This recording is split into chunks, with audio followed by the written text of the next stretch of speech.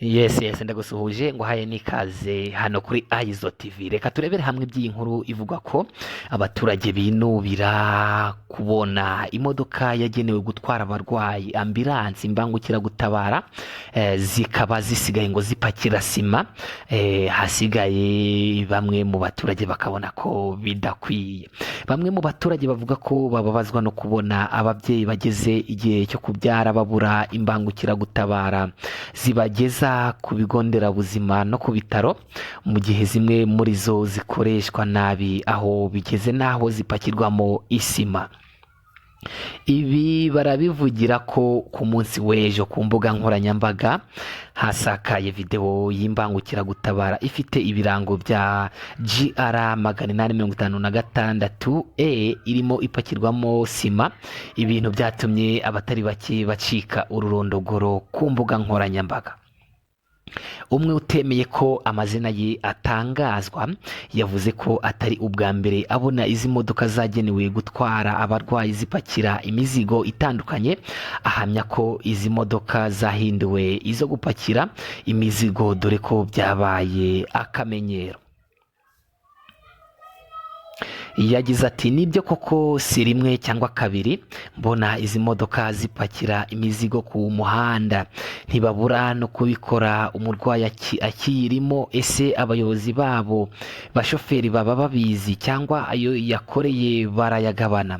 Yakomeje avuga ko uyu muco uri kugenda ukura, aba bashoferi rwose bakaba bavuga ko ibi bintu bari kugenda bakora atari wo, dore ko byabateza akaga mu gihe umurwayi uri kujyanwa kwa muganga yabapfiraho barimo bapakira imizigo.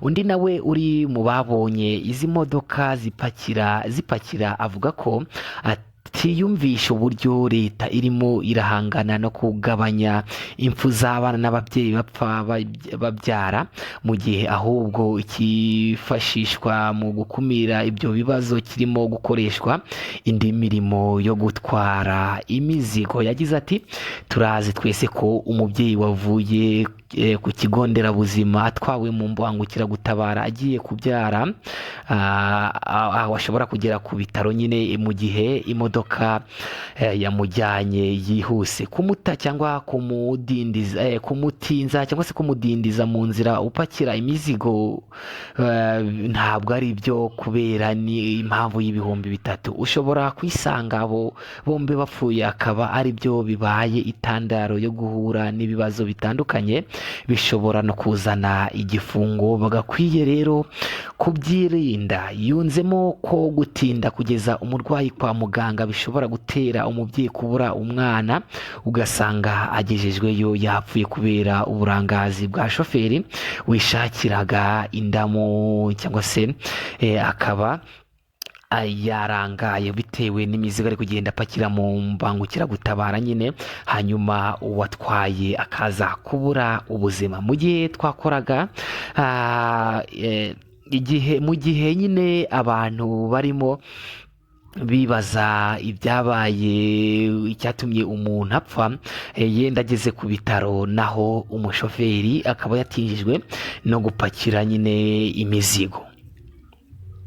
Imbangukiragutabara ntabwo yakagombye gukoreshwa mu zindi nyungu z'uyitwara. Imbangukiragutabara yagenewe gutwara abarwayi, ntabwo ari byo rero ko imbangukiragutabara zikoreshwa mu nyungu z'abazitwara cyangwa se z'abashoferi. Ibi bintu rero bikaba ari ibintu byamaganiwe kure n'abantu bagiye babona ibi bikorwa bigenda bikorwa kuri izi modoka za ambulance, aho ejo hagaragaye ku mashusho, ku mafoto, imbangukiragutabara irimo ipakira sima.